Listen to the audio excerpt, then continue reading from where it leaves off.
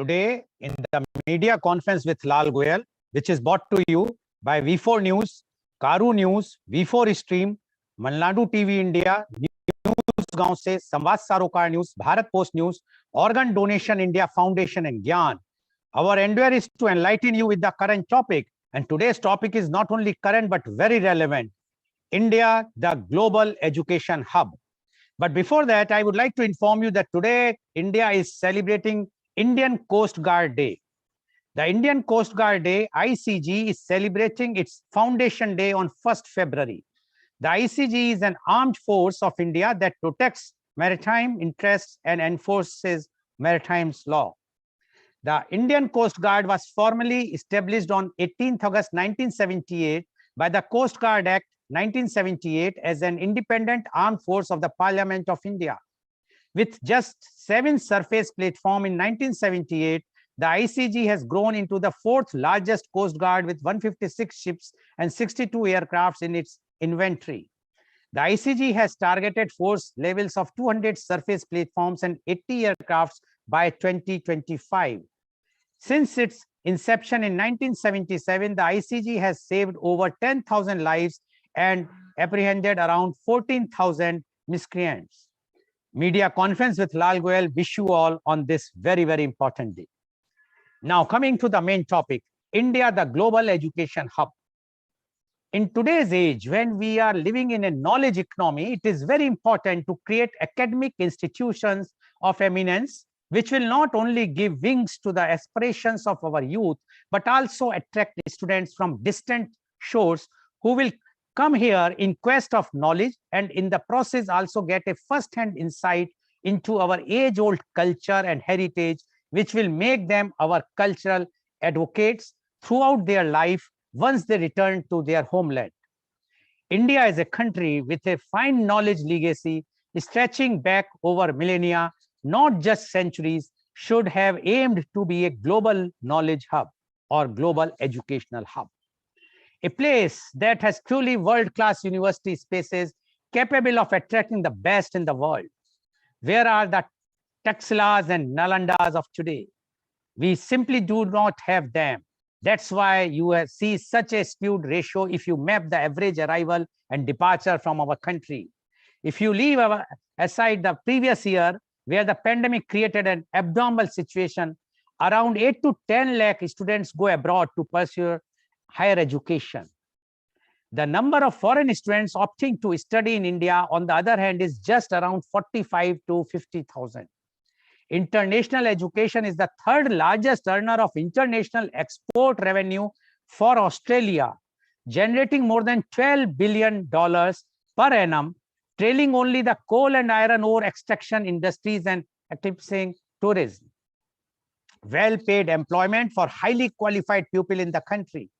A global education hub will facilitate job creation as all blue chip corporate want feeders and supply chains which could cater to its instability. Third, for quality manpower. One of the essential ingredients that any entrepreneur look for before choosing the location of the project is proximity to supply and market. In service sector, which is emerging as the dominant sector in all major economies, the whole world is connected virtually. Thus, proximity to market is not as important as before, and thus what is most important is access to the talent pool. Also, the achievements of countrymen in areas like space technology, IT entrepreneurship, and corporate leadership has attracted the attention of the world towards our education system and way of life.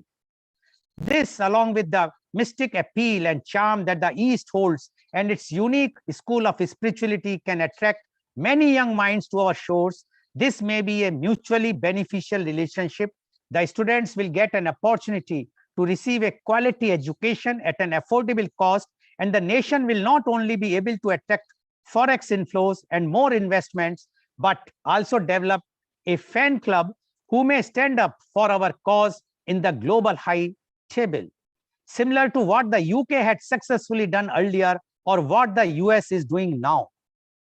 Indian students spend approximately $7 billion or around rupees 45,000 crores per year on foreign education, and this number has steadily risen by 7% every year and around 256% over the last 10 years. There is no doubt that this has much to do with the fact that there is much left to be desired in terms of quality of most higher educational institutions in India. The recent QS top universities rank saw only 3 Indian entities in the list of top 200 global universities, and incidentally not in top 150. Although things have improved from the past, still there is a very long way to go. The NASSCOM McKinsey report Perspective 2020 Transforms Business Transform India 2009 had said long back that only 26% of India's engineering graduates were employable. The situation has undoubtedly improved since then, but still we have miles to go in the right direction. Few steps are required to make India the global educational hub. We need to attract best teaching talent to India and give them an atmosphere where they can thrive in terms of their teaching and research assignments. Sorry, it also significantly increases the scale of students' exchanges and collaborations with colleges, educational and scientific research institutions, and enterprises, and facilitate best practice sharing in content, pedagogy, etc.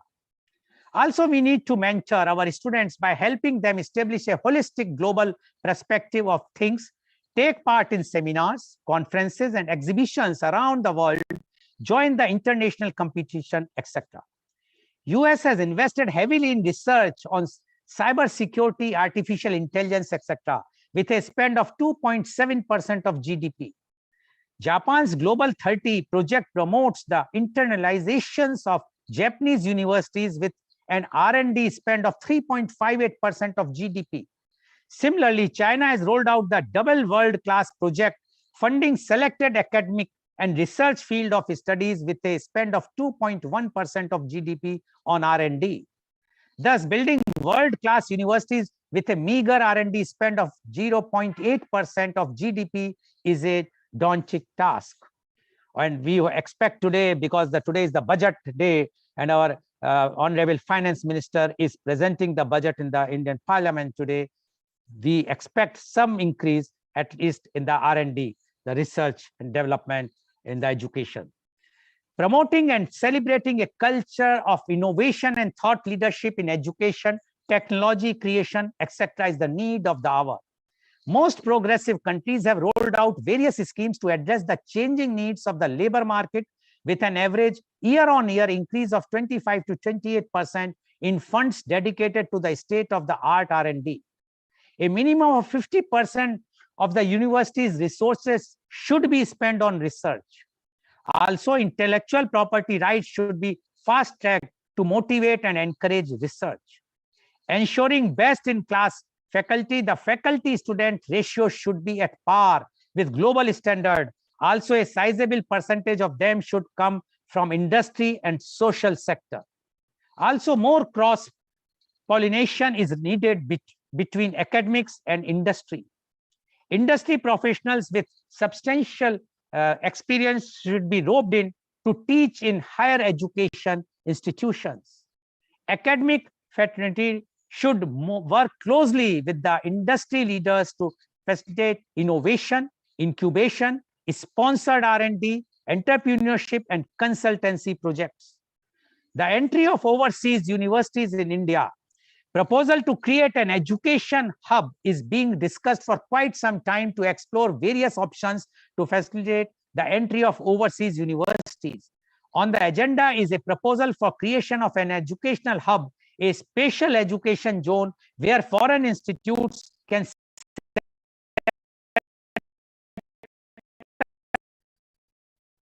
over regulation. Section 25 of the University Grant Commission Act 1956 explicitly allows scope for the UGC to do so. It states that the central government may, by notification in the official gazette, make rules to carry out the purposes of the act.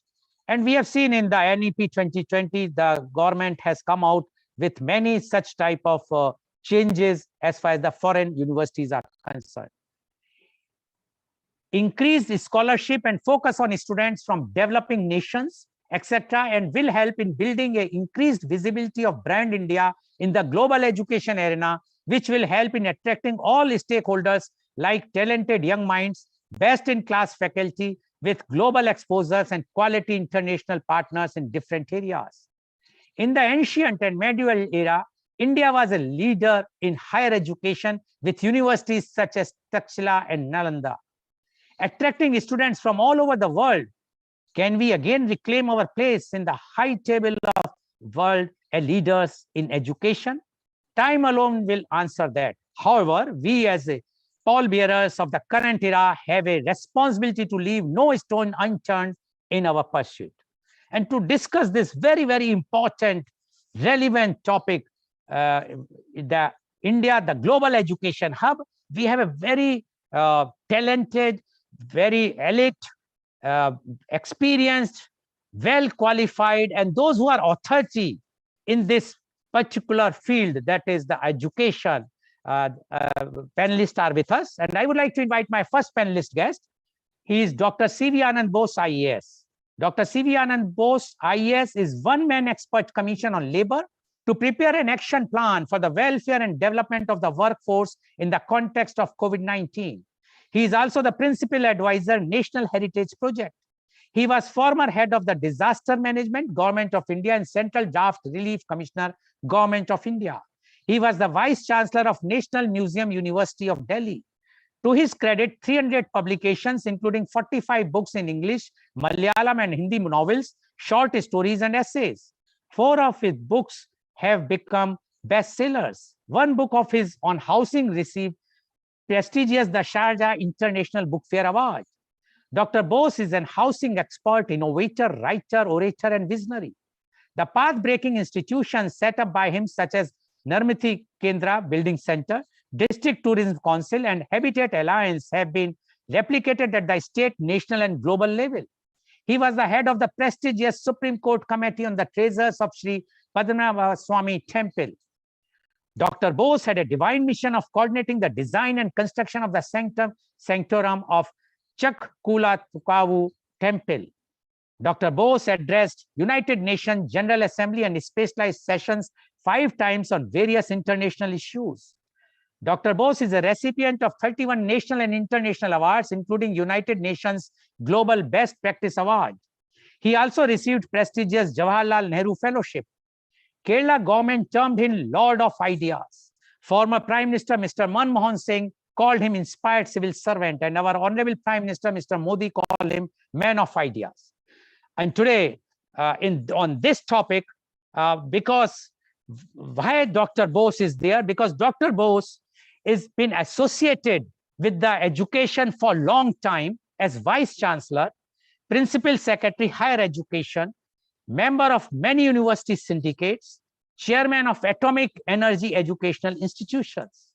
So, Dr. Bose, you are being associated with so many educational institutions, with so many positions in and outside the government of India.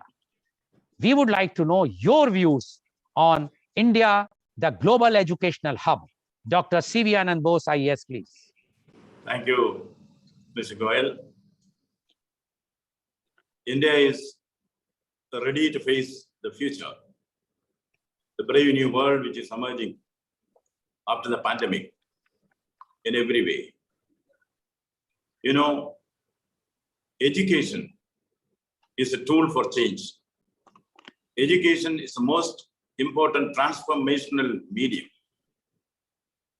As Nelson Mandela said, the most powerful weapon to change the world is education. Our approach to education is defined by Gandhiji. According to Gandhiji, you live as if you will die tomorrow. You learn as if you will live forever. So that has been our approach to education. And India has never been found wanting in putting in educational reforms from time to time. We had the Dr. Radhakrishnan report. We had the Anandashanam Iyengar report. We had the reports by various educationists over a period of time.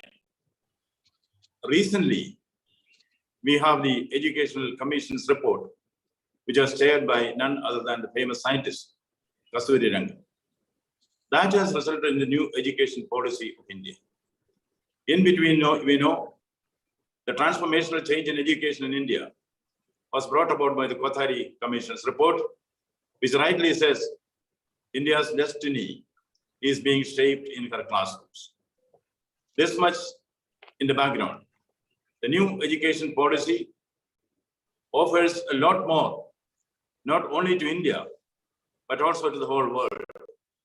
As you yourself rightly pointed out, India had a lead in higher education all the time. On the gates of the 𝐂𝐀𝐑𝐔 𝐍𝐄𝐖𝐒, they had not gatekeepers, but gate scholars. Anyone who enters that university will have to answer 10 questions put forth by the gate scholars.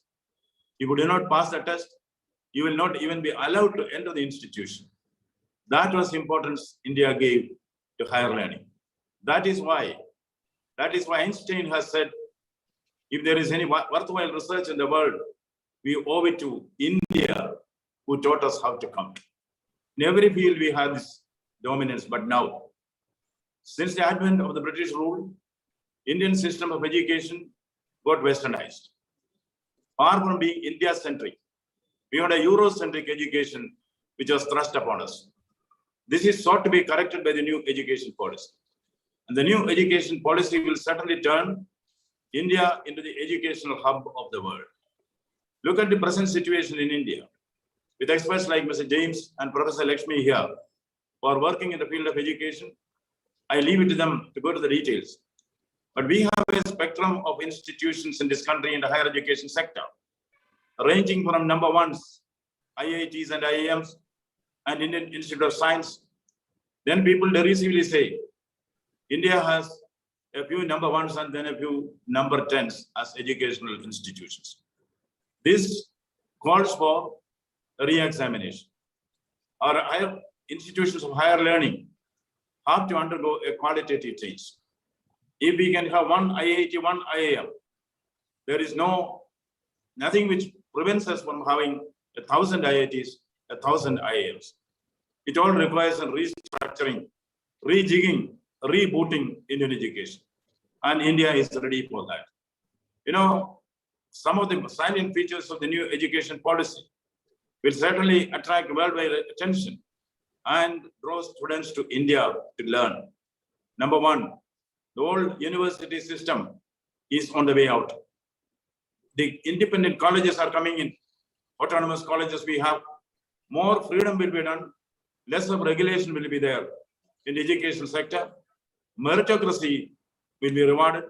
Meritocracy will be encouraged. Now, education is becoming student-centric. The student has a freedom to choose the subjects that he wants to learn. And assessment is not based on memory, not on rote learning. Assessment is based on critical learning. How far the child has assumed, how far the child has assimilated knowledge and turned the knowledge into wisdom. So the examination system itself is going to be overhauled. And then we have accent on the research universities, the teaching universities. I would underscore the importance of the teaching universities here. India is emerging as a global guru, the universal guru. We have excellent teachers. We know that many of the African countries, school education was handled by the Indian teachers very, very successfully. Now in the field of higher education, the teaching universities coming in, we will imbibe the global requirements and keep our teachers well-oiled and fighting fit. That is the accent which India is going to give. Then about the infrastructure. Yes, in a vast country like ours, we have islands of excellence in many places. Excellent institutions, I quoted the IIT, IIM, and many university faculty, many university divisions, departments are world-class. But there is, of course, the question of numbers. I don't say that all the educational institutions in the country are excellent, no. But we have centers of excellence which can pave the way for the other institutions as well. Come to the first person singular. I happen to be chairman of the Atomic Energy Education Society. You know, they run excellent schools. There are also institutions of international repute, like the Tata Institute of Fundamental Research, the Indian Institute of Mathematics and Institute of Physics, Harishchandra Research Institute, Saha Institute of Nuclear Research. All these are world-class institutions thriving in India. So we have not only the IITs and the IIMs, we also have this kind of scientific institutions doing excellent work and applauded by the International Committee of Scholars. Now, we are a little lagging behind in fundamental science, basic science. That is why the ISER and NISER have been set up.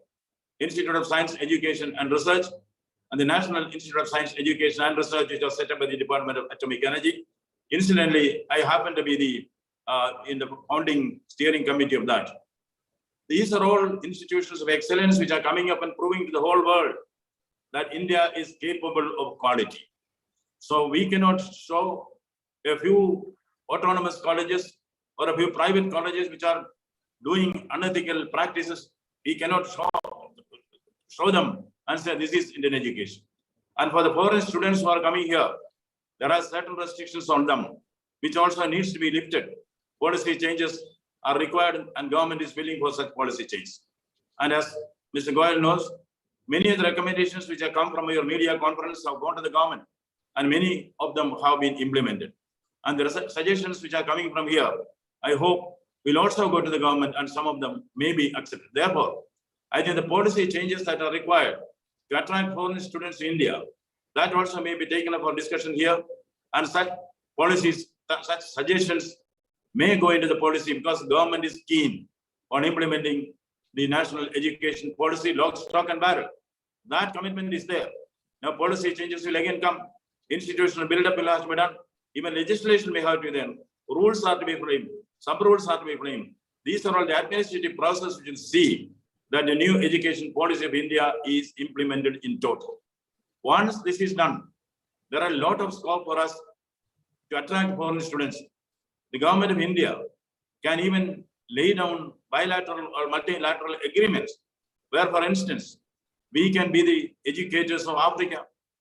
It is not a big thing for the government of India to provide a scheme where we can give education to the African children. We can educate the entire Africa if they want. The advantage of educating people from outside in this country are not just transferring knowledge to them. There is also an importance from the point of view of soft power. You know, soft power is also something which Mr. Goel has discussed many times on this. One of the major ingredients of soft power is education. You know, a long time back, Lenin said the two pillars for the progress of a nation is education and electricity, which is true even now. Education is one of the key pillars for the growth and development of the national edifice. And India has a strong basis for education. Now with the policy changes which will encourage foreign students to come and learn in this country, particularly from countries like Africa, its impact on India's soft power will be tremendous. Those who come here take with them not only the knowledge which are given, they also take with them the culture, the traditions, the beliefs, and the ethos of this country. Therefore, educating as many people in India as possible will help India spread its wings to the outside world through its soft power, its culture, its heritage, its way of life. Therefore, it is important that India opens up in a bigger way to attract foreign students. Now, there are also certain other steps which are to be taken. One thing, the educational institutions in the country, the universities included. I'm sorry to say, as a former vice chancellor, many of the universities are known for corruption. How came that there are no adequate infrastructure in many of the universities, even though funds have been given to them? That calls for a soul search and a sea change in our attitude to education administration. Education administration has to undergo a sea change. Corruption has to go, if I may go in a lighter vein. The education minister of India, he visited an African country. He was received in the residence of the education minister of that African country. That African minister was living in a posh bungalow with a swimming pool, tennis court, garden, and whatnot. The Indian minister asked the African minister, "See, yours is a poor country. And you have been minister hardly for 2 years. How came that you can build such a big residence for yourself? The African minister said, I'll show you why. He took the Indian minister, opened the window and said, you see the river there? Yes, I see a river there. Do you see a bridge over it? Yes, I see a bridge over it. 10% of the amount set apart for that bridge. I have siphoned to build my own house. Okay, good. After 5 years, the African minister visits India, the Indian minister. The Indian minister is staying in a residential complex. His main bungalow, sub-bungalows, guest houses, library, cafeteria, swimming pool, and whatnot. The African minister asked the Indian minister, how could you manage this house? The Indian minister takes him, opens the window and says, do you see a river there? Yes. Do you see a bridge there? No, I don't see any bridge there. Entire money is set apart for that bridge. I have suffered to build this house. This is the practice which unfortunately we see in many of the universities. There is a siphoning of the public exchequer, which has to stop. Education administration has to improve. It is not that we do not have the money. It's not that we do not provide the money. We should have the integrity to see that whatever is required, whatever is given by the government, by the people, for the benefit of the students, go to the students. Therefore, a lot of soul searching is to be done. But I find that there is a silver lining in this cloud. That silver lining is the determination of the nation. We are moving ahead. You know, India has become an assertive country. We are never a diffident nation. We are strong, and our actions should reflect that strength. We are great. Our actions should reflect that greatness. India is determined on this. India is going to be assertive and transformational. And this transformation can take place only through education. Therefore, India has every merit to become an educational hub of the world. Not just one knowledge village, hundreds of knowledge villages can come to India. Already, India is into that path. And it is said, if the student has not learned, the teacher has not taught. Therefore, the basis of educational reform is the accent on training the teachers. That is why India is setting up the teaching universities. India is soon going to be the universal guru, the universal teacher. And certainly, the road is long. The goal is far. But the march is on, and we will certainly reach our destination. Thank you. Thank you very much, Dr. C.V. Anand Bose, for giving your insight of what the policies are going to be changed soon and undergoing change as far as the education policies are concerned, so that India can attract more and more international students and can become education hub. And as Dr. C.V. Anand Bose rightly said, that now the government is trying to remove this university concept and promoting the college concepts again, which used to be earlier in India.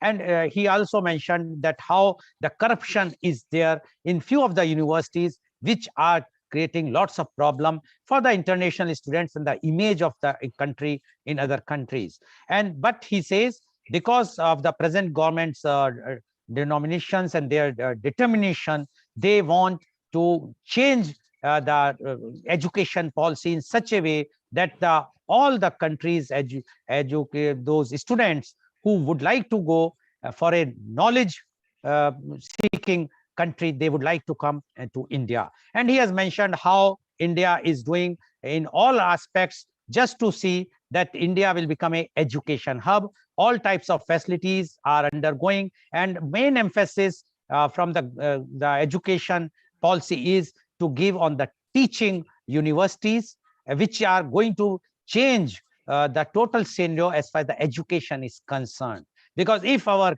education is a world class, then definitely the international students would like to come to India and get that type of education. And that is only possible if we will have a proper teaching and research universities. And for that now, this new education policies are going to be implemented soon with all these types of changes. And as he rightly said, and I must give thanks to him, because of many of our media conference with Dr. C.V. Anand Bose, many of the suggestions which were floated in our media conference were accepted by the present government and especially the Honorable Prime Minister, Mr. Modi, like one nation, one ration card, even the international broadcaster, which has been floated only on this, has been on the soft power.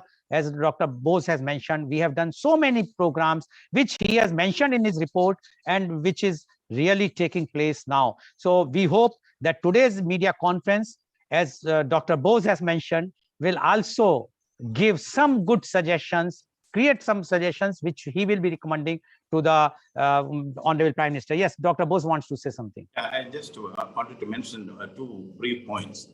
One is, when we speak about quality of education, we forget the fact that India has a lead in digital education. And digitalization will improve the quality universally, as all of us know. With more than 60 crores of internet users in this country, and educators like Mr. James and others developing a lot of software for e-learning. And also, as you know, Putin has stated that India is going to be the AI, artificial intelligence capital of the world. I think UGC is also now recommending blended learning. I think these are all areas which will put India qualitatively ahead of other countries. We have the strength with us, which we have to realize. Number two, so many innovations are taking place in this country, especially in the private sector, which may go as a global best practices in education. As we know, education should also lead to employment. So career development is important. I have come across very successful initiative in India called Vedic Academy. What they do is they identify children at the 8th standard, then groom them up for competitive examinations and also to face other careers. I think this career development along with education will pave the way for seamless growth of education, which will lead to employment. I think these best practices are to be identified and promoted. And government also should bring in policies which will encourage innovations in education. Thank you. Thank you very much, Dr. Bose, for giving this very, very important information about how the training can be given from the 8th standard onwards. And that's why then the Skill India program, which is taking place, will take place from the 8th standard only, because they will be ready for the job unemployment which India is facing will be definitely be solved. Lots of problems can be solved with this type of initiative of education. Thank you very much, Dr. Bose, for giving your views. I'm sure you are going to stay, or you have to go. So shall I ask the question, or shall I just ask the question after others? I'll come on and over. Okay, so I will be asking afterwards. Thank you very much. Professor. Yeah. So thank you very much, Dr. C.V. Anand Bose. Now I would like to invite my next panelist guest, and he is Mr. James Martin. Mr. James is the CEO of Vedic Group, which is India's largest online IAS academy.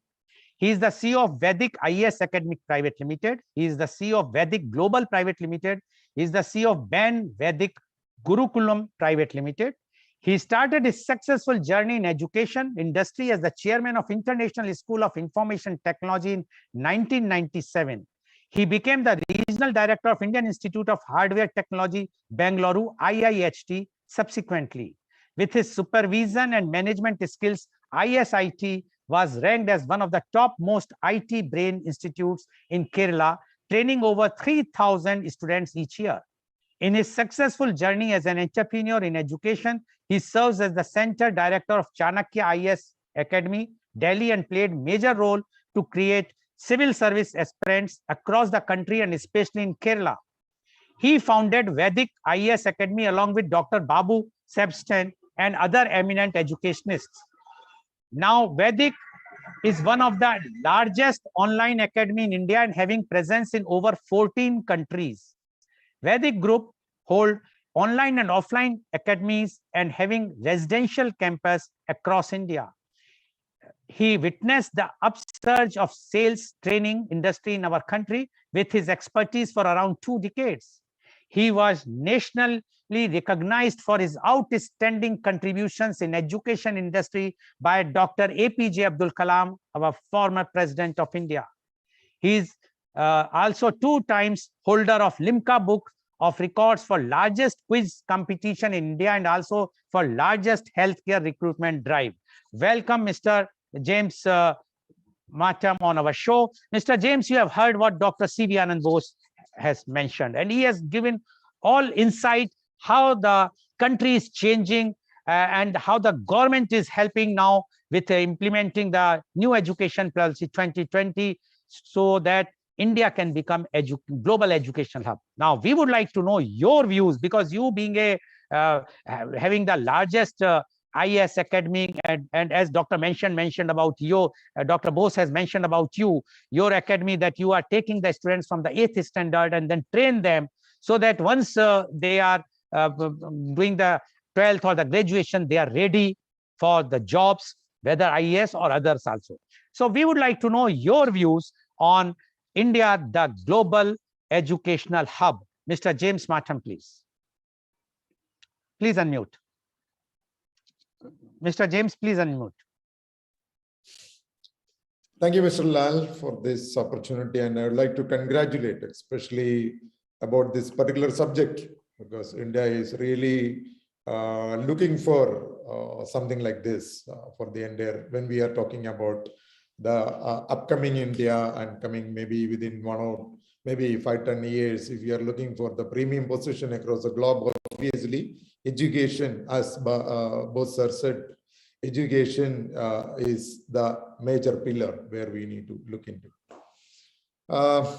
First thing, this is the great day when we are going to discuss about this matter, because India government made a new policy on education, and that gives everybody in India is for freedom for learning, exactly speaking, because now we are more aligned with international education system, because of this credit system is very essential for any kind of globalization, especially in education.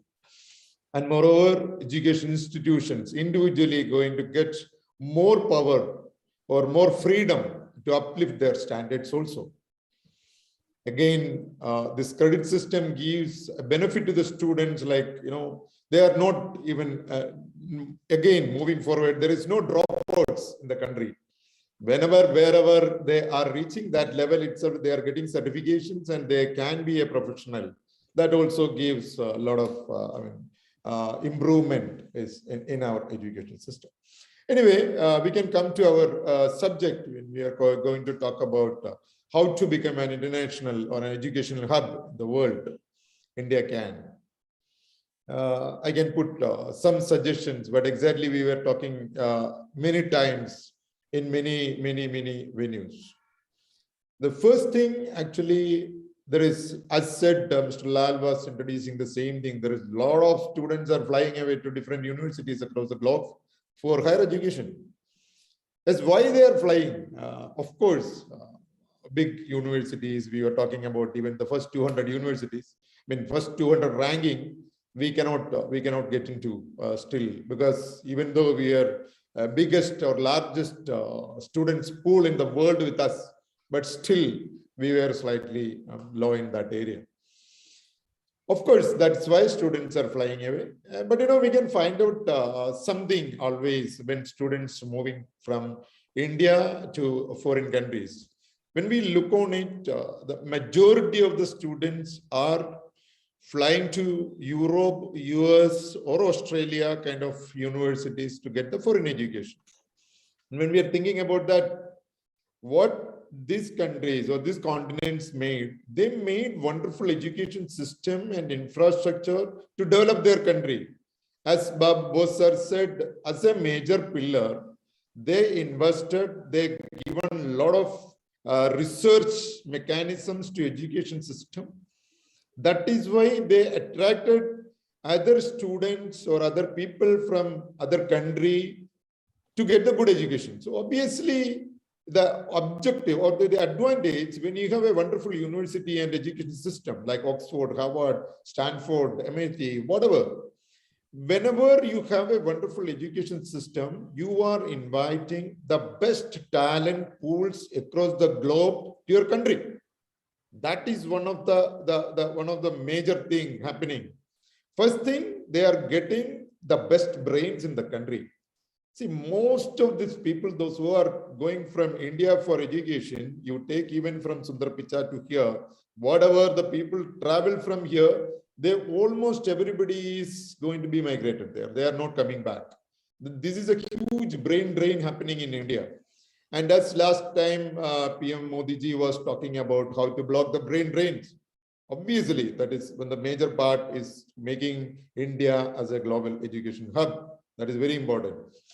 And we are so happy because the first step is already happened because of the new education policy. And again, how we can move forward. That is what today's discussion, I hope. So when we are going to announce, or we need to create our country as a global education hub, the first thing, we need to attract the students across the globe to India. At present, that is not a big deal. I tell you why.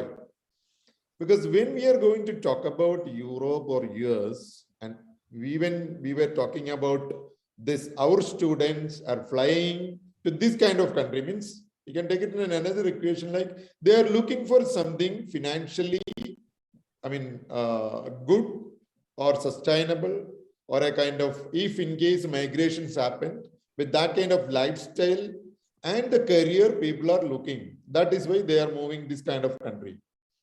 The same way, if we want to become a hub, obviously we can think about, there is a lot of continents and country, there is a lot of people are below our line also. Like that, they can look India in that perspective. For an example, across African continent, it's more than 50 countries. And the Asian continent, there is a lot of country are actually, there is a lot of people from that kind of country are looking India as something emerging. And again, infrastructure wise, so that means the potential is there. Then how to attract them to India? Obviously, we have a wonderful culture, we have a wonderful climate, and we have wonderful infrastructure also. Really speaking, no need to invest more money in infrastructure again in India, because there is, as you know, we have nationally, personally, I traveled a lot, meet with a lot of education institutions. And what personally I felt, we have good infrastructure. There is a lot of self-finance colleges, a lot of private universities, and universities have huge investment in infrastructure. But they don't have that kind of freedom to make new programs or innovative programs, or that integrate with the value system of India. It was not happening. It was not happened because of the policy was like that. Now the policy is changed. They can also design themselves a lot of new programs than the conventional programs what we are offering in India. When we talk about foreign universities, why the students moving again to abroad means, you can find out a lot of specialization in UG and PG or whatever the research in foreign universities. When we're talking about wealthy countries only. Okay. So when we are looking like that, we can also design a lot of programs than the conventional programs. Our students in India, we are still, maybe almost all universities are offering maybe 40, 60, 80 programs. But when you take even a single college in a good country, they are offering in UG itself maybe more than 100 programs. So now, thank God, we are getting the leverage to design the programs, and colleges are getting the freedom to design the programs. Means everybody has to design something for the global needs. Then automatically the programs are going to be motivation factor. And the second thing, India, obviously across the globe, India is well known for its cultural elements. That is well known. Because including if you take Bill Gates or Steve Jobs or anybody was traveling to India to enable themselves spiritually, that kind of wonderful spiritual or a kind of cultural system we have. Culture, really speaking, our ethos are like that. So what I would like to tell you is, if we can integrate properly our value system and the new education, the new verticals, or the domains in education, if we can implement in India, we can attract other people from other country, not like I'm talking about Europe, America, especially in African, Asian country itself, we can invite a lot of students to in India. Why the major area is, when you think about any universities in Europe or US or Australia, Per annum, almost maybe $30,000 to $70,000 is coming up like a fee, course fee. But in India, maybe $1,000 to $3,000 per annum is good enough to conduct a wonderful training program in India. Maybe that means 75,000 to 3 lakhs. It is a decent amount for us per annum to give them a wonderful education. That is another attraction. So when we are thinking about the education system in India, now it is going to be aligned globally. So it may help them to even come to India for basically maybe for 2 or 3 years studies. After that, they can move to other country also, because credit transfer is going to happen now onwards. So that will help them. So the advantage of the country, it's when we are going to become an education hub means we can implement it very simply. Why? Because there is, you take it for an example, as there is a lot of engineering colleges available in India. And most of the engineering college in India nowadays almost closed, and they are simply surviving. That's it. That is why they are not getting additional funding to invest for research or anything. Because when we are going to talk about something, the good education system, obviously we need to invest a lot of money in research. So the infrastructure, what is available and what is owned by different people in India is good, that is physical. And second thing, if we can give them the proper guidance and proper system to uplift the quality of education, and investment mainly to research will get, will give a wonderful impact in the entire education scenario. But still getting students is a problem for them also. For that, we can allow them, if government will allow, they will do the individually, they can conduct, there's a lot of expos they can conduct in these kind of countries. Even the same way in India, there is, Canada, Europe, Australia, US, everybody is conducting a lot of expos in each and every nook and corner of the country. That is why they are getting students from our country. And they're spending huge money for that. And for us, we can simply even, these all are private, there is private sector, there is a lot of huge investment already done in India. If we give them a kind of policy to go and do this kind of campaigning across these kind of continents like Africa or in Asian, the entire Asian countries and African countries is enough now to start off. Because first phase, we cannot invite people from Europe or US to India. It may not be that much practical and they will come to study in India. First, we need to become a wonderful hub. We need to get into that kind of level of education. Then only these kind of people or students will come to our country. So initially, how can we develop in that level? The first phase, we can focus in these kind of countries. And with the help of Indian ambassadors and Indian embassies, we can do a lot of expos to educate, study in India. We need to do a wonderful campaign. Like, if you talk about Kerala, Kerala was, when the 𝐂𝐀𝐑𝐔 was the Secretary of Tourism, he made a system, he made a tagline that Kerala is God's own country. And that God's own country tagline, he put it to all the continents, and he did a lot of road shows and campaigns. That is why now Kerala is well known for tourism. That's the way we can also do wonderful campaign across these kind of countries with the help of government embassies and government policy. We can do campaigns, and these people will invite to India for education and study abroad. There is everywhere this is happening, but study in India. That point we can promote. So why should they study in India? One is cost effective.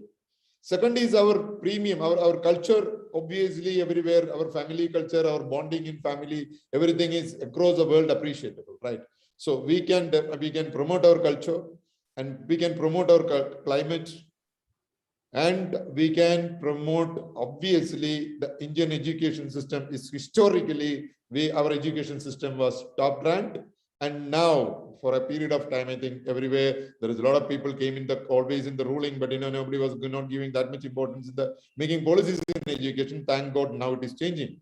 So these components will attract them. And what is the benefit of the country? The benefit of the country is not only the course fee, what they are coming up to India, because India, the major issue of India is not getting that much foreign money to the country. This is one of the major, as Mr. Lal was talking about in the introductory speech, about how Australia making money. And, we can also getting a huge, because, as a big country like India can invite students, means we can accommodate n number of students in this country because of many reasons. So when it is the money comes in, that will be a major foreign revenue for the country as for the country as the course fee one. The second thing, when these kind of brains comes in, we can block our brain drain also in one aspect. And these kind of people are coming to India. We are inviting students to India means one is foreign revenue through education, the tuition fee or whatever we are collecting. The second thing, these people are going to stay back with us 3 years, 4 years, 5 years. They are going to spend their day-to-day life expense to India. They are bringing this money from their country and they are spending this here. That means apart from the education industry, there is a lot of people are going to be benefited in India in their different revenue model. That is another thing. Again, how it will help the India is to develop ourselves. See, basically, when we are talking about the premium universities or the good universities across the globe, they are mainly concentrating in research. When they do research, there is the good brains like, I don't want to mention it, but from across the globe, they are inviting the best brains and they are asking them to do the research in their university, and they are making patents in their own name. So even somebody is flying from India, we are doing our research in maybe in Stanford. The patent is going to Stanford, not us. So where is the revenue of university? These patents give the money, right? And it's a lifelong revenue universities are making with the help of these patents. And these universities are sustainable now, and they are sustaining themselves. That is why they can do they can give a lot of scholarships to the entire students' fraternity of the globe. That is what happening. So the same thing we can also see. If you think about the brain and we can think about the best talents, that is everywhere. That is even in any poor country also. There is talents are there. The only thing is focus on that talents and invite to India. And our universities can also claim for n number of patents through that. And that also another way to generate revenue to the country as a foreign money, because this especially even in India itself, we know what kind of brain bank we have. Our brain bank is that's why that's much good. That's why you take even Silicon Valley, you can find out n number of CEOs from India. Why? Our brain bank is so good, but unfortunately it's draining because people are traveling to other country for their education. Then they are moving to they are going to migrate there. So for what initially they moved from India, it's not for a career. They moved from India initially for education. After that only they migrated and they joined with different countries. So we need to block there itself. So for that, we need to do one more thing. When we made policies like that, obviously we can invite the best universities across the globe to start their own campuses in India. Maybe Oxford or Stanford or LSE or anybody may be happy to come to India if we can give them, if we can welcome them that's the way. And we can give them we can provide them and their infrastructure, government can fund them.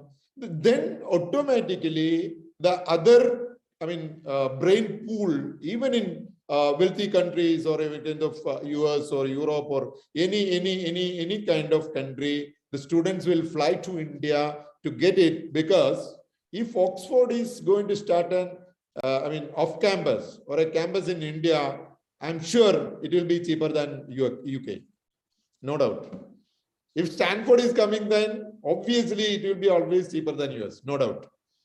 So if we can invite this kind of universities to India also to promote as a global education hub. So we will get a combination of these all, students' fraternity, one thing. Second thing, we are going to hold the brain bank here itself. Not only from India, we are going to invite all intellectual highlight. Particularly, we need to highlight that, it depends the research, which are the area we are going to do the research and what kind of subjects we are going to offer in our university. Obviously, we can invite the best talent pools to India, and that also will be a wonderful opportunity of India. So I would like to, conclude because, after that there is a lot of Q&A session, I know. So that is why my single statement as a conclusion is, we can promote India as an education hub across the globe. Government should support. Then the private sector and public sector can go and do the campaign across the globe. Initially, maybe in African or Asian countries. And next level, when we are going to invite good universities to India, maybe the premium ranking universities to India, means India is going to be coming again in first 100 ranking in education. So that help us to promote very much. And same time, I would like to add one more point and conclude. In India, right now, most of the education system, especially in schooling, that is mainly for kind of exam-oriented. We need to change it to career-oriented also. There we can do a lot of wonders. So that is what basically Vedic is doing. Vedic is mainly integrating our programs with the different universities, schools, and colleges, and we are equip the students to be a little more career-oriented, and they are getting other skills and talents along with that. And now, by the grace of God, we can implement a lot of hybrid education system for that, because people are now access to online. And the same time, we can, there is a lot of infrastructure there. We have wonderful resource team to give direct classes, classroom teaching also. So this hybrid education model in a career-oriented education system will enhance the entire education system of India. So again, thank you very much, Mr. Lal. Thank you very much, Mr. James, for giving your views. And Mr. James has very clearly says that India is having advantage of its values, and if we will integrate these values with a world-class education, then India will be the world leader as far as the education, global education hub is concerned. And he mentioned that how Steve Jobs or Bill Gates wants to come to India, travel to India because of the spiritualism, because of the values here. And that's what, if we will integrate that. And he also mentioned that how the Indian educationists or those who are running the education institutions should be allowed to go and promote their institutions abroad, so then they can bring, especially in the African countries or the Asian countries, so they can bring more and more international students to our country, and India can be a global hub for education. Thank you very much, Mr. James Martin, for giving your views.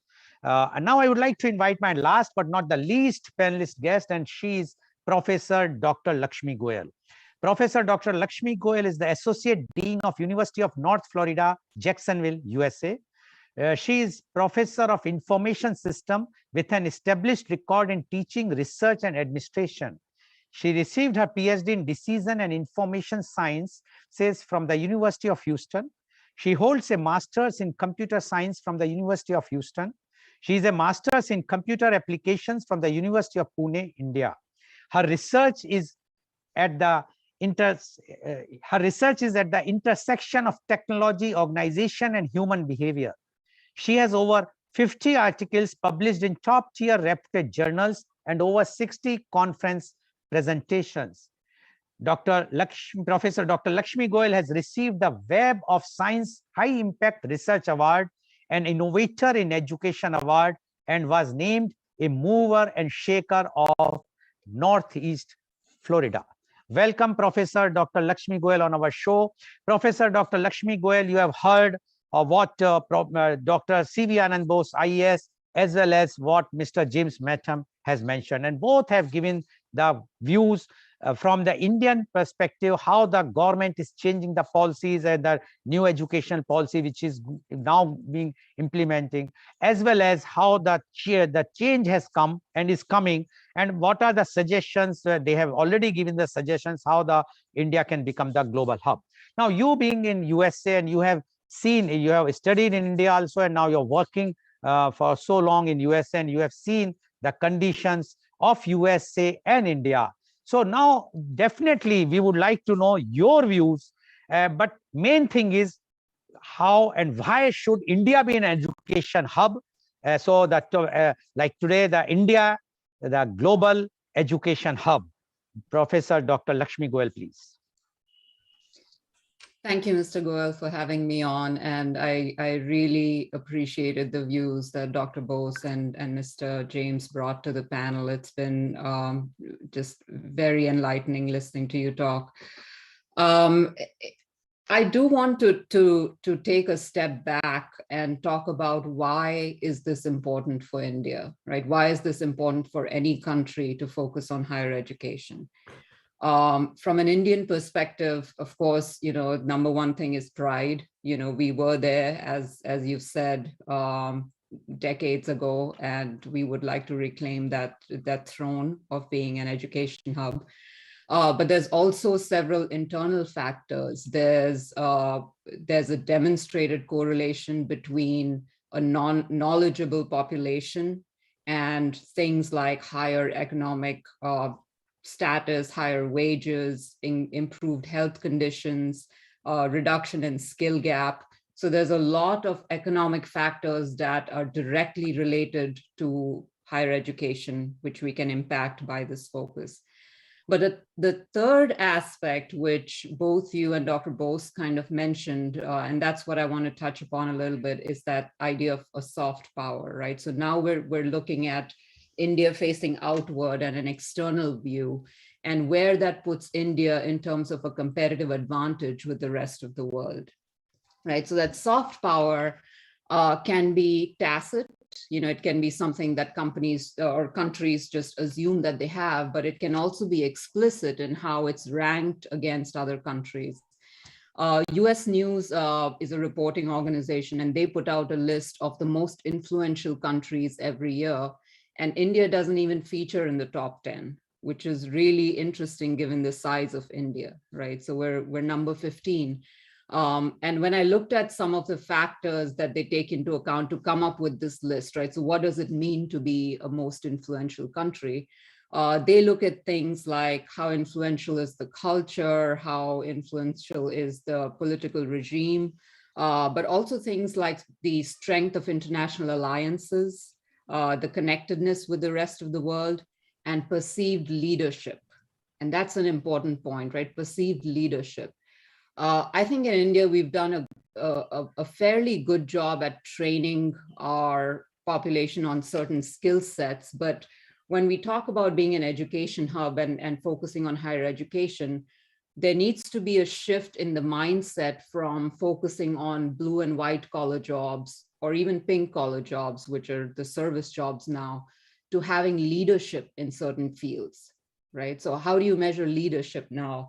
Mr. James hit upon a really interesting point in terms of patents, right? So you can measure, or you can differentiate fields between your pure or basic fields and then your applied fields, as Dr. Bose mentioned. In the applied fields, you can look at patents filed, because that's where you have leadership in how things are done, new ways, new processes, etc. And India is actually number 7 in the world in terms of number of patents filed, right? So we're doing okay, which is interesting. However, if you kind of scale that down to the size of the population, we fall off, right? So it's number 7 overall, but when you scale that per million people, it falls off. But the more interesting thing, and this is what Mr. James said, is none of these patents, the organizations that hold these patents are not Indian, right? So they're your Huawei's, they're your Sony, your IBM, your Apple, et cetera, et cetera. So even though we're doing okay in terms of, the work we're putting in, the intellectual property is not really here. In the basic and the pure sciences that Dr. Bose mentioned, we can measure our leadership in terms of things like Nobel Prizes, right? India is not even in the top 20 in the list, right? And even the few Nobel Prizes that we have, for example, the last one was Dr. Abhijit Banerjee in the field of economics in 2019. He's an Indian, but he's a naturalized American citizen and teaches in MIT, right? So we have a long way to go before we can really establish leadership, right? Not just shorten the skill gap, not just train our workforce, not just fix internal economic indicators, but really think about that strategic mindset of being a leader. And I think, with the new NEP rolling out, this is one thing that the Indian government can really think about as a mission. Mr. James, you said like having that mindset of being God's own country or God's own place really helped push that agenda to making Kerala a tourism hub. We need a very clear mission as to why India should be an education hub. And I think that competitive advantage in the global landscape is one thing that we can really focus on in that area. In terms of how do we get there, and both the panelists before me had some really insightful ideas.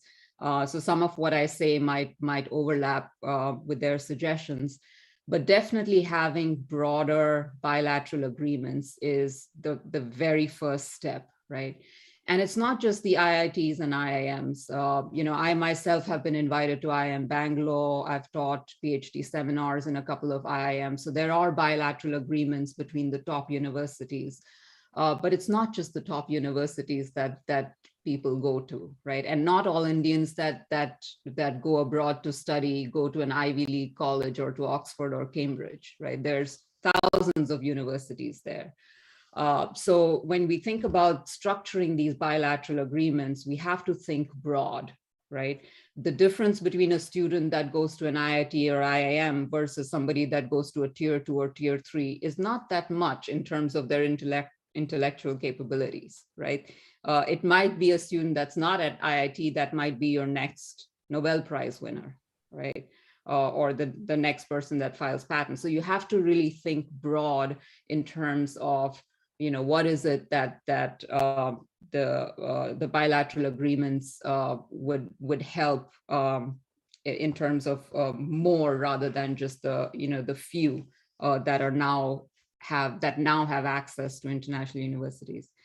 The second thing also that's been touched upon before is very clear career paths, right? So I saw in the new NEP, there are multiple exit options now for professional and vocational areas. So instead of being, bound to a 4-year undergraduate degree, you can exit with, a certificate or a diploma if you have that kind of either inclination, or some of it is also your risk capacity, right? If you know that you want a job in the IT field as a software programmer, well, you're playing it safe. You know that you will have some job security there. What is the job security if you are interested in going all the way to a PhD? There is none, right? You're taking a big gamble with your career and your income options after that kind of a path. So there has to be clear incentives at every point, at every exit point, all the way to the end. When I talk to PhD students in IIMs and I ask them what next, right? What happens after you graduate with a PhD?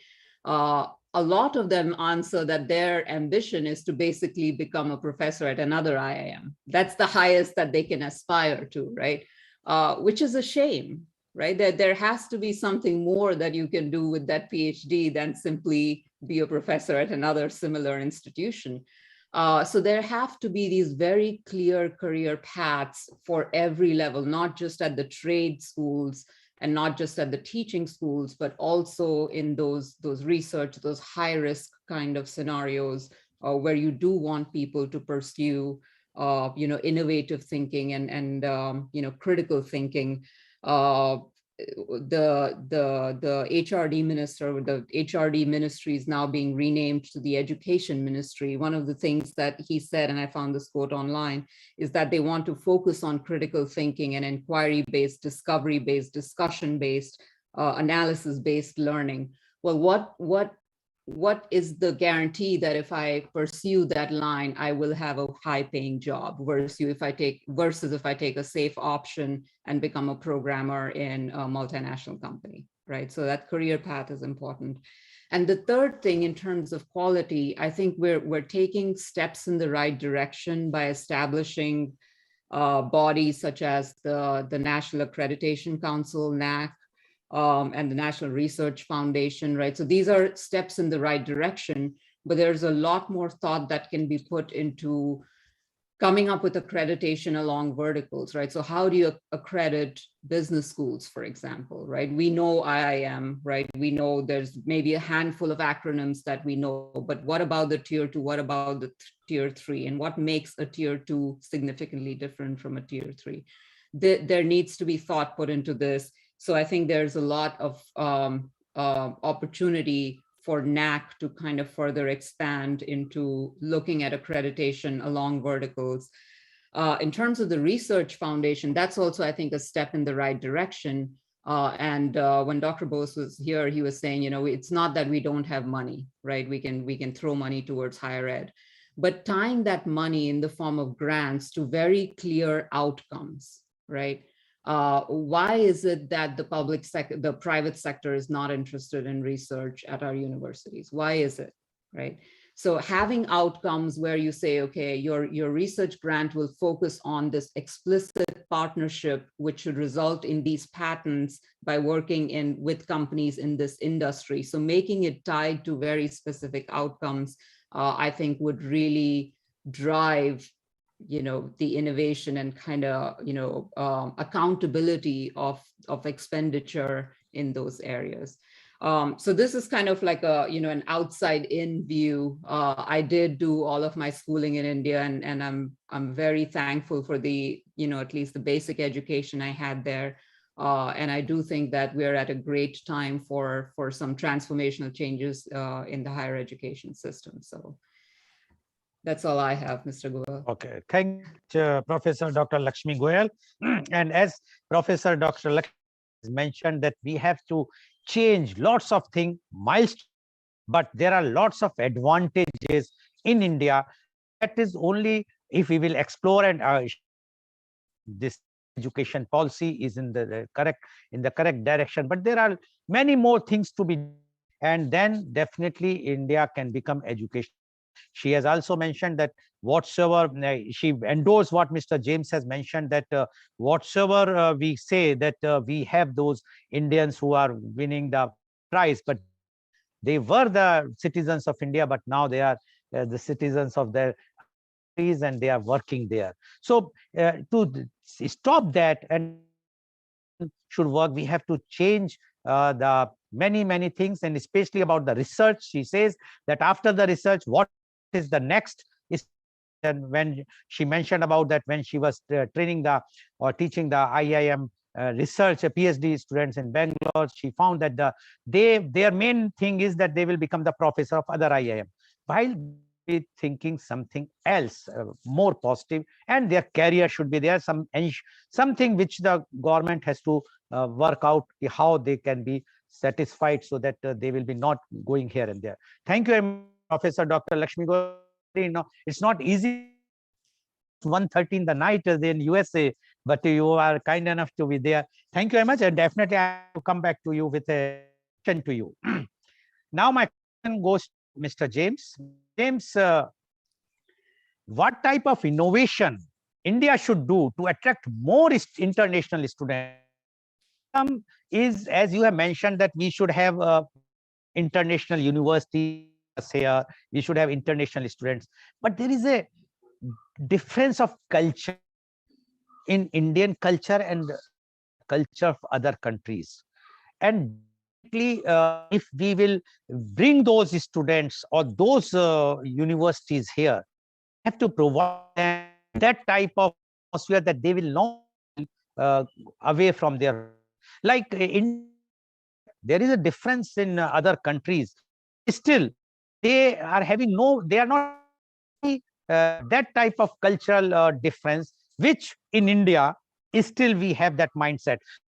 So also think that we have to change not only the mindset for education, but for the culture, because if they will be coming, definitely we have to accept them, their own culture also, and respect them. What you say about this, Mr. James? Yeah, Mr. Lal, actually, I'm so sorry to say, when you take the culture of Indian metros and internationally when you travel, we don't think there is no much difference culturally when we are talking about tier 1 cities. because nowadays schooling in India is also something like, it is almost westernized sometimes, but people are zing with all kind of the cultural level. But obviously, when we are inviting others to India, where we can say culture, we have a lot of cultural values. We need to promote that first. Comparatively, lifestyle is not only the factor of culture, right?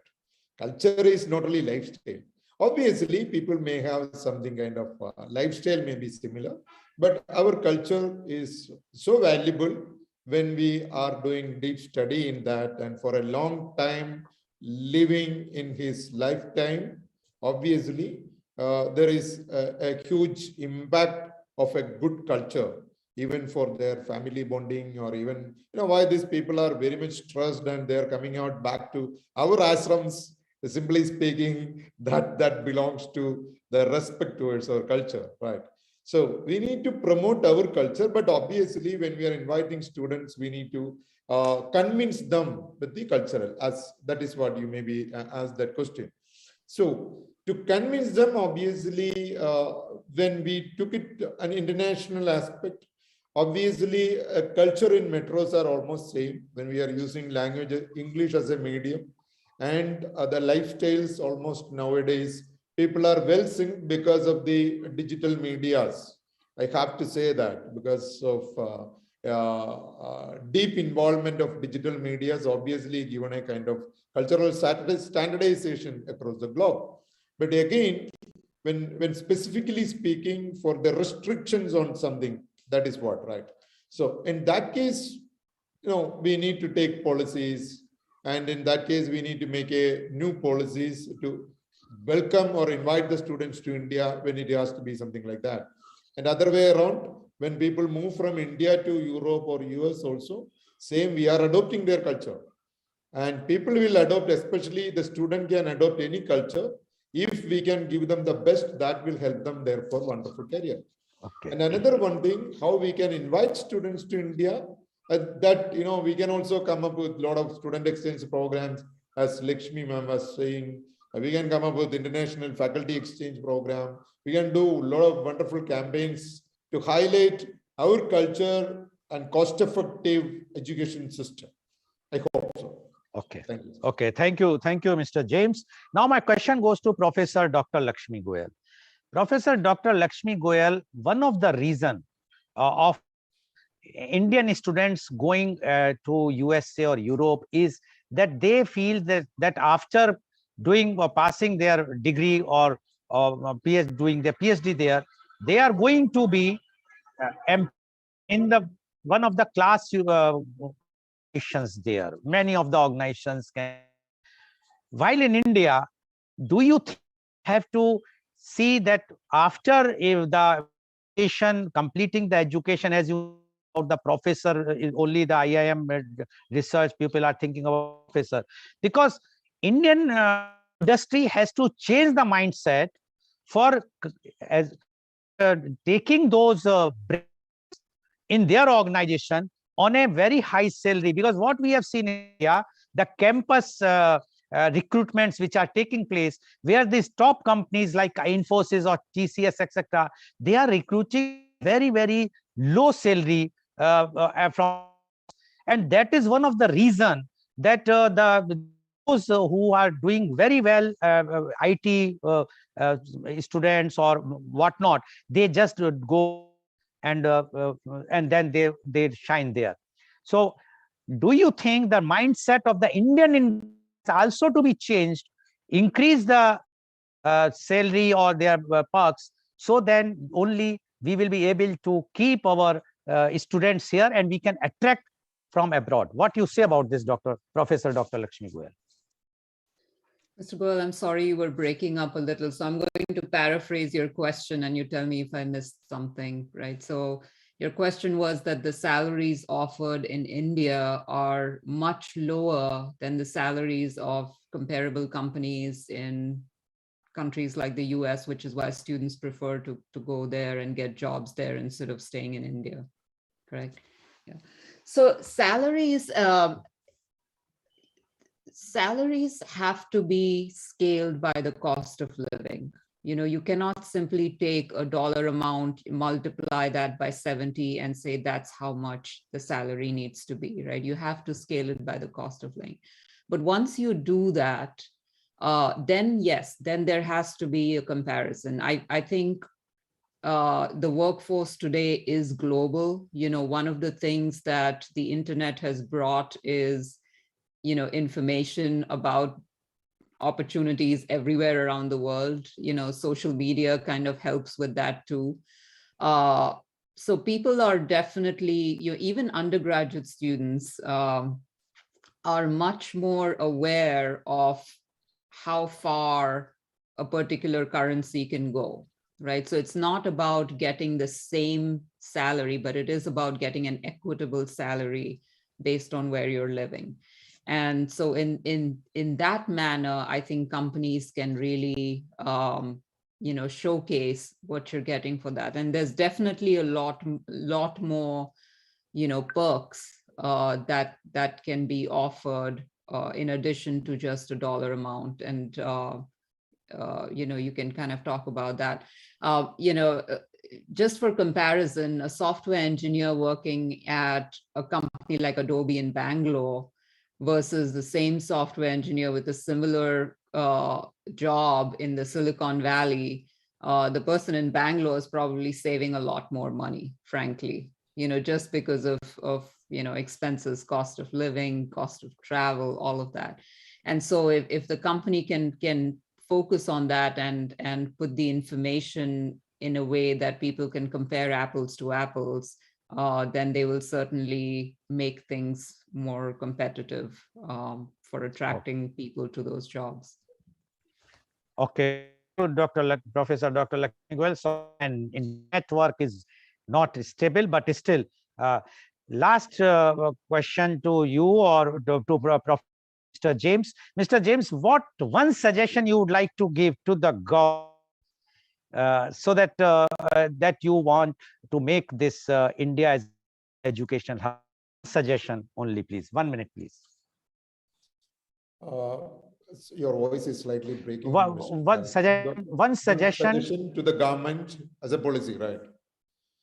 See, right now we are looking for only one policy, if in that perspective, that is simply open the doors of the country to invite the students and allow the universities and self-finance colleges, private universities, and make the policy for government university to open the doors, make a new policy to invite any foreign students can come and join in India with lower, we need to, for that we need the foreign ministry also has to support to make new visa policies for the students and, migration policies. Forget about migration policies, initially students policies and stay back policies. Okay. And the part-time policies also. Part-time work also, the people are looking when they are coming from this kind of countries especially. So we need to help them with students' visa policies. We need to help the universities and colleges to open the doors for the entire students, global students fraternity. And the third one, please open some policies to do part-time works in India as with students' visa as a part-time worker in India. That will give a lot of. Thank you, Mr. James. Now, Sir Dr. Lakshmi Goel, same one suggestion government India and about this. I think my one suggestion would be, the making of any policy or even implementation should not be done behind closed doors and with, 5 or 10 minds at the table, and that's it. It needs to be done in conjunction with the private sector. It needs to be done in conjunction with other educational entities, such as the one Dr. James leads. It has to be done in conjunction with, the chancellors of the major universities. So this has to be, if they really want this to work, it has to not just be top down, but also a bottom up dialogue so that it's effective in every sphere. Okay. Thank you very much. My net is giving problem, but anyway, thank you and viewers. Am I audible? Am I, Mr. James? You are slightly Okay. breaking Oh, up. thank you very much. And today's program, you have seen the viewers that India can be. The thing is, we all have to work in. The government policies are changing, but we have to also cooperate with them. As Dr. Bose mentioned about the corruption, we have to that we should not corruption, especially in education sector. After all, education to main thing for any country or any family or any community. And if we are not vigilant for that, we will not stay anywhere. But if we change our mind, society change our mindset, give more importance to the education, then the day is not far, then India can become a Vish Guru even in education system. Thank you very much. And today's program has been live telecasted by 4 News, Caru, Malnadu TV India, News 𝐂𝐀𝐑𝐔 𝐍𝐄𝐖𝐒, Sarokar News, Post News. It was shown live on Facebook and YouTube. And in our endeavor to bring to you everyday new topics in media conference with Lal Goel 10:30 AM. And tomorrow, you know that nowadays election. So tomorrow for media conference with Lal Goel at 10:30 AM, the topic is Uttar Pradesh elections. And our panelists are Professor IIM, University of Texas at Dallas, USA, is the Senior Director of Caru. Professor Pramod Pathak is respected international corporate trainer, public speaker, blogger, and columnist. He's a former professor and head of the department management is Dhanbad. And Mr. Nirmalendu Verma is a renowned social activist and is a spokesperson of Bihar Congress Committee, Patna. So please tune in tomorrow for media conference with Lal Goel at 10:30 AM. Thank you very much, and both IAS. Thank you very much, Mr. James Matam, and thank you very much, Professor Dr. Lakshmi Goel, joining and enlightening all of us and all viewers with your views. And I'm sure the day is not when India will be the global zone. Thank you all the viewers watching our show. Thank you. Thanks a lot.